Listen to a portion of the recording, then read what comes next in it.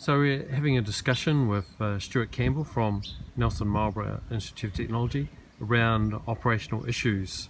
So Stuart, the first question really is, what have you found to be some of the constraints and benefits of learning technology? Well, I guess before we actually get to that question, we need to contextualise what we're trying to achieve. So, and what we're trying to achieve, and what I'm always trying to achieve with tutors and myself in my own practice, is that we're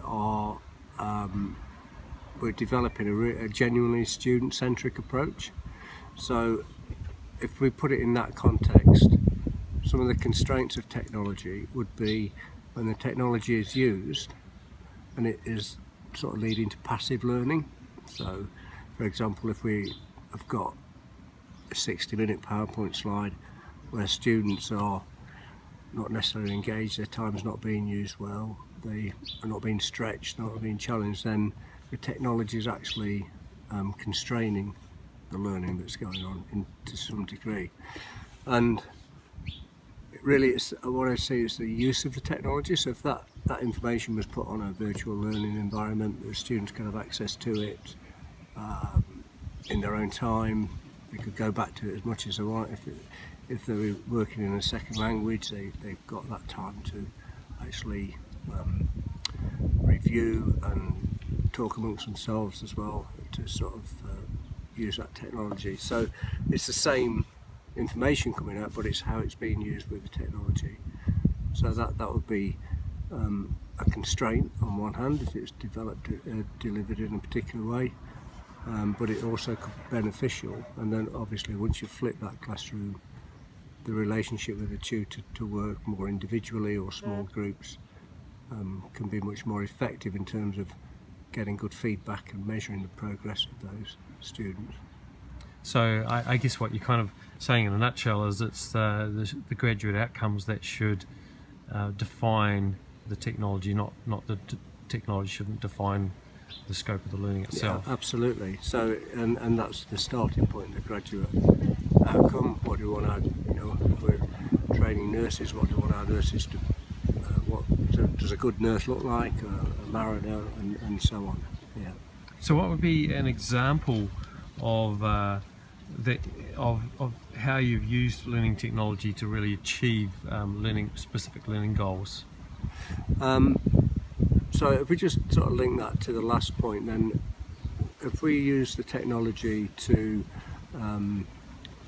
make it genuinely student-centric, so there's use of the technology to communicate with students individually, so they can map out their individual sort of work, and you've got you've got the opportunity then as the tutor to really pinpoint where they need support, pinpoint where they're doing well, and sort of making sure that you acknowledge that.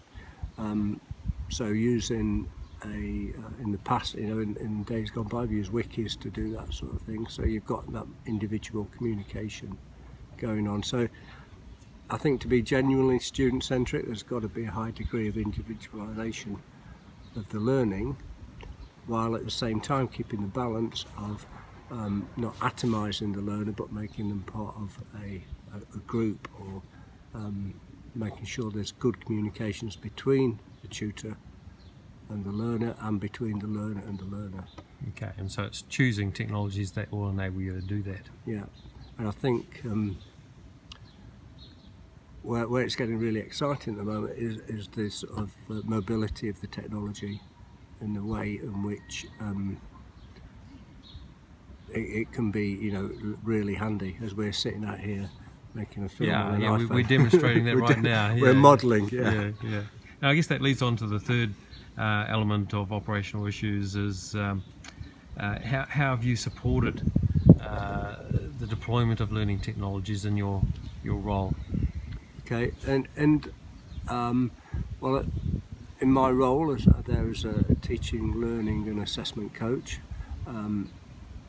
it goes back to the technology being the enabler. So where there's been circumstances or situations where I've worked with tutors and they're working with large groups, for example, that sort of individualising the learning in a large group situation is a real challenge. So there's technologies like, just running sort of quizzes like Kahoots, which you can get really good engagement with. It's fun. It's not going to answer all the questions, but it makes a large group situation a bit more alive, a bit more engaging, and so on. And I guess the key there is also student accessibility to that technology. Yeah. So